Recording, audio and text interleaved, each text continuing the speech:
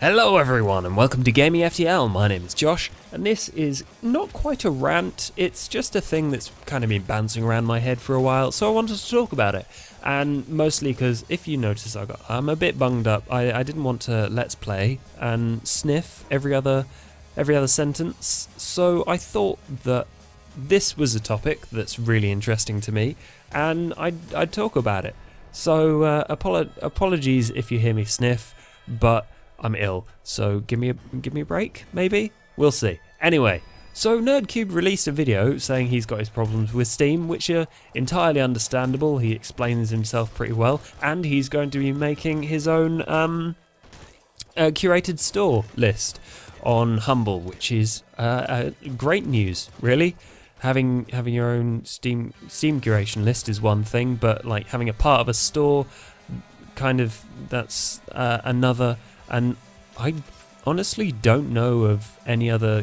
Hang on, I haven't been to Humble in ages, so I don't know if anyone else has their own curated storefront. So Humble store, there we go. I'm gonna have to look this up as I'm recording because I'm incredibly professional.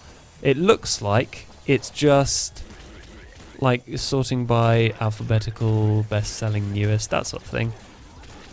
I don't know where his curated thing is going to go, but that'll be interesting to find out. Anyway, he's been saying that he's got problems with, and this is my main point of contention with the video, because I think he makes some really good points about Steam Greenlight not being great, Steam Early Access not being great, Steam Curation not being great, and they're all kind of semi-broken systems that have some really great, cool ideas behind them, but they don't work entirely properly yet.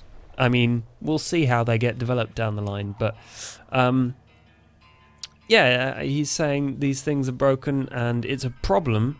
It's a massive problem that things like air control get on Steam, and that's the bit that I don't agree with, because first off, if you go to steamcharts.com, is it steamcharts.com? It basically lists how many people are playing a game at one time, just to show you like peak times in multiplayer servers, that sort of thing. If you go to air control, the most people that have ever played that at one time are the number is 8. I mean that's a really low number, which is pretty funny because there are loads of videos made out of it. Like people like Jim Sterling have like video series dedicated to him ripping the ever-loving crap out of these absolutely awful games, and it's hilarious, and he's just like, look at this game, it's a load of rubbish. And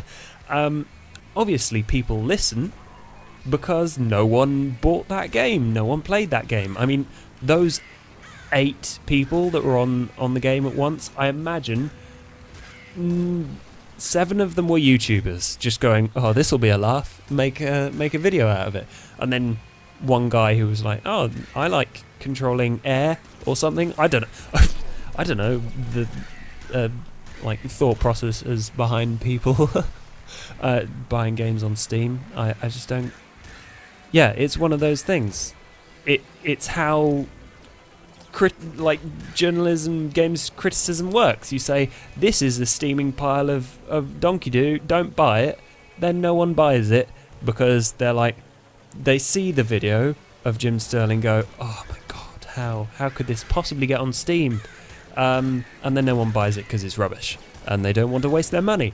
Obviously that's what games criticism is for, and it works out well here because people get an entertaining video. Developers get to see what happens when you promise to make an amazing zombie-filled MMO and then deliver a first-person shooter that looks like you spent 2 hours on it. So if you slap that up onto an incredibly popular store, then that's what developers get to expect from this kind of rubbish. So overall, it's not really a problem because no one buys the game, and saying that it's a problem is actually kind of a problem, I think, because if you take away Greenlight and you take away early access, you have games by, well, not EA anymore, I was about to say EA. You have like Ubisoft and like people with publishers that can go to Steam and say, hey, we've got these games, we've like QA'd them on all this stuff. That's great if people want working games, but if you want something by a one-man team who lives in the middle of a desert, Nowheresville, no one's ever heard of them, how are they going to get on Steam? How are they going to get seen and be able to sell their games to make a living, to make more cool games? And I think, obviously, there are a ton of examples of really bad games like Air Control. I literally can't remember any of the other names because everyone's like, oh, do you remember that terrible game Air Control? Yeah, that was really rubbish, wasn't it? And then no one, I just literally can't remember the names of the others. But things that get into early access that just weren't what they said, they were entirely broken and like had major features missing. I mean, people. Well, on one side, I'm tempted to say people knew what they were getting into, but honestly, the actual system was broken. They've changed it now, but I mean, things like Nuclear Throne and Prison Architect, without early access models, probably wouldn't be what they are. They wouldn't have built a community. They wouldn't have built like a group of Let's Players that like make money. The Kerbal Space Program makes money for people on YouTube because there's a community around it. None of that would have happened without early access models, and I think saying that there's a problem with that is a problem because then less people are likely to take the dive on something that's good. So, I mean, if I hadn't bought Kerbal Space Program when it was like originally released, obviously it had a couple of bugs then, but it was playable, it was enjoyable, and then I told other people about it, and then they told more people about it, and then it became a big thing, and it's great, and it was really good fun.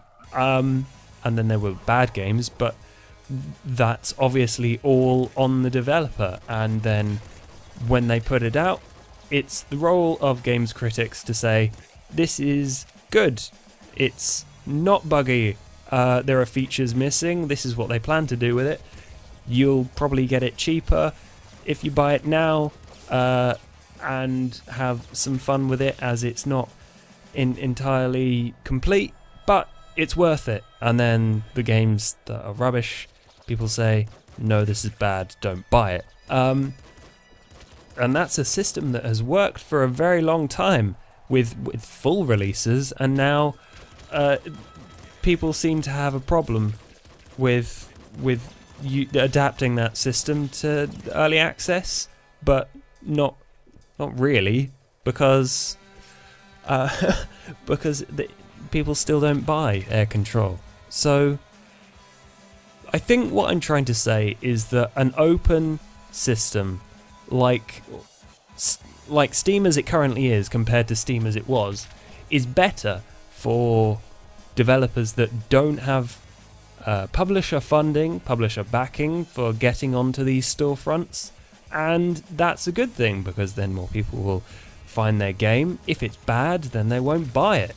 It's simple as that. And having bad games on a storefront like Steam is a small price to pay for the ability to support and enjoy smaller and a wider variety of games compared to a very closed system. I mean, if you look at the iOS store, that's a closed system.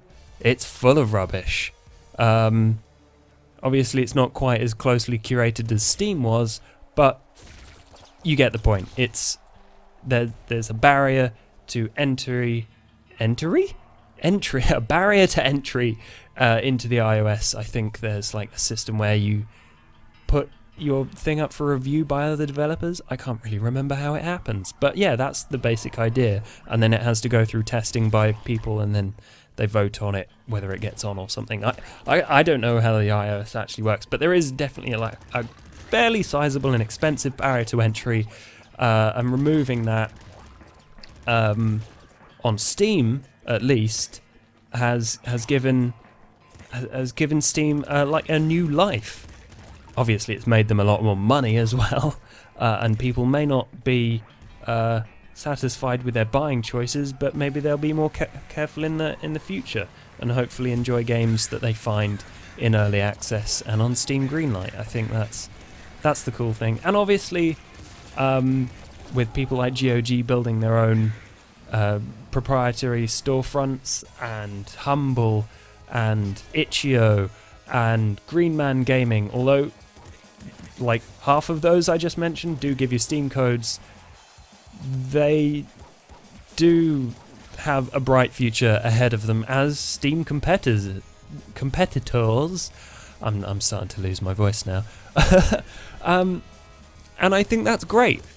The actual progress and direction of the industry is something that I am, or at least that part of the industry, is something that I'm really happy with how it's happened, and the fact I have a sneaking suspicion, as many do, that the Steam curation curation pages will eventually become fully fledged curated storefronts that like you can make your own storefront in the same way you can make your own kind of Etsy page.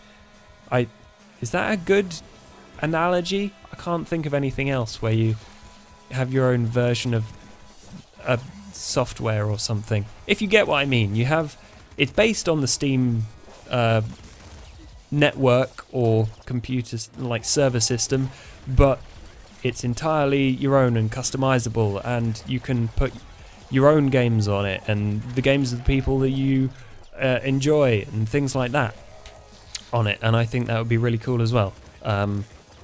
So yeah, overall I disagree with some of the things that Nerd3' says, but on the other hand, he's right in a lot of other regards of things being broken. So wrapping up, thank you for watching.